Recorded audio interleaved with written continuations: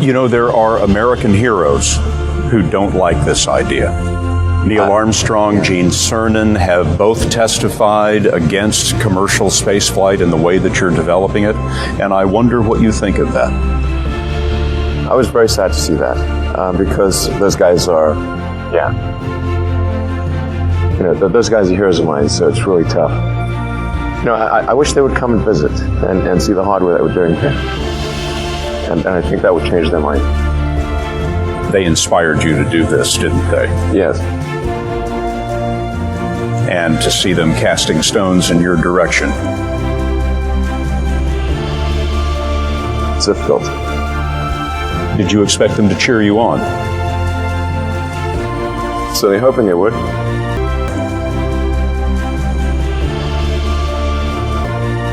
What are you trying to prove to them? What I'm trying to do is to make a significant difference in spaceflight and help make spaceflight accessible to almost anyone. And I would hope for as much support in that direction as we can receive. Yeah, 2008, we had the third consecutive failure of the Falcon 1 rocket for SpaceX. Tesla almost went bankrupt. We closed our financing round 6 p.m. Christmas Eve, 2008. It was the last hour of the last day that it was possible. We would have gone bankrupt 2 days after Christmas otherwise. And I got divorced. That was like rough, man. Women in scar tissue there. I gave basically both SpaceX and Tesla from the beginning a probability of less than 10% likely to succeed. In the beginning, I wouldn't even let my friends invest because I didn't want to lose their money. I thought it was like, I'd rather lose my own money. We almost did die at SpaceX, actually. So I budgeted for 3 flights. Technically, I did have a plan where I had the money from PayPal. I had like about 180 million from PayPal. And I thought, I'll allocate half of that to SpaceX and Tesla and Solar City, and that should be fine. I'll have 90 million. Like, it's just lots, But then what happened is. Things cost more and took longer than I thought, so I had a choice of either put the rest of the money in or the companies are going to die. And it's like, so I ended up putting all the money in and borrowing money for rent from friends. When I was young, I didn't really know what I was going to do when I got older. People kept asking me, but then eventually I thought that the idea of inventing things would be really cool. And the reason I thought that was because I read a quote from Arthur C. Clarke, which said that a sufficiently advanced technology is indistinguishable from magic, and that's really true.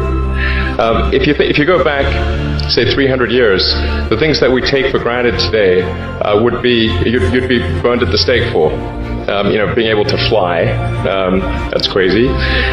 Being able to see over long distances, being able to communicate, having effectively with the internet a group mind of sorts, and having access to all the world's information instantly from almost anywhere on the earth. This is stuff that really would be magic, or would be considered magic in times past. In fact, I think it actually goes beyond that, because there are many things that we take for granted today that weren't even imagined in times past. They weren't even in the realm of magic.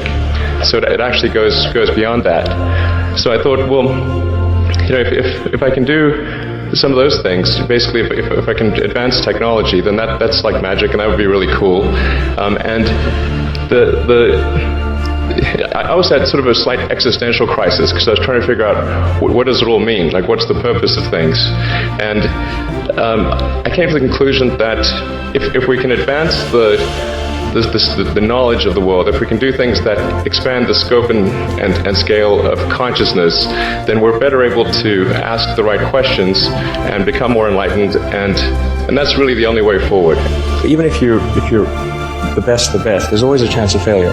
So I think it's important that you really like whatever you're doing.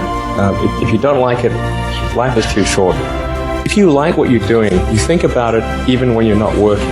I mean, it's something that your mind is drawn to. And if you don't like it, you just really can't make it work, I think. what kind of future do we want? Do we want a future where we are forever confined to one planet until some eventual extinction event, however far in the future that might occur? Or do we want to become a multi-planet species and then ultimately be out there among the stars and be among many planets, many star systems? And I think the latter is a far more exciting and inspiring future than the former. Mars is the next natural step.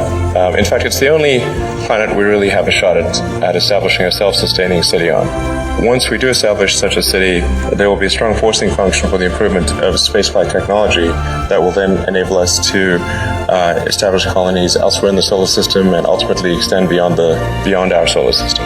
What gets me more excited is the fact that this would be an incredible adventure. Maybe like the greatest adventure ever.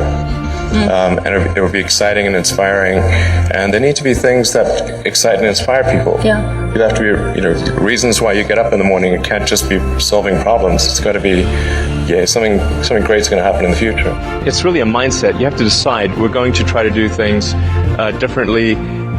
Well, provided that they're better. You shouldn't do things differently just because they're different. They need to be different and better. But I think you just have to sort of decide, let's think beyond the normal stuff and have an environment where that sort of thinking is encouraged and rewarded, and where it's okay to fail as well. Because when you try new things, you try this idea, that idea, well, a large number of them are not going to work. And that has to be okay. If every time somebody comes up with an idea that has to be successful, you're not going to get people coming up with ideas. SpaceX is alive by the skin of its teeth, so is Tesla. If things had just gone a little bit the other way, both companies would be dead. And I like one of the most difficult choices I've ever faced in life was in 2008. I think I had maybe $30 million left, or $30 or $40 million left in 2008. And I had two choices. I could put it all into one company, then the other company would definitely die, or split it between the two companies. But if I split it between the two companies, then both might die. When you put your blood, sweat, and tears into creating something, building something, it's like a child. Am I going to let one starve to death? I couldn't bring myself to do it, so I split the money between the two. Fortunately, thank goodness, they both came through. The odds of me coming into the rocket business, not knowing anything about rockets, not having ever built anything, I would have to be insane if I thought the odds were in my favor. Why even begin? When something is important enough, you do it even if the odds are not in your favor. How much of your personal fortune have you poured into this? $100 million. $100 million Yes. into something that you did not believe would work at the beginning. Yes. I'm probably not the guy that most people would bet on. Who wins? It's like a little kid fighting a bunch of sumo wrestlers. Usually the sumo wrestlers win. We're a little scrappy company. Every now and again, a little scrappy company wins. And I think this will be one of those times.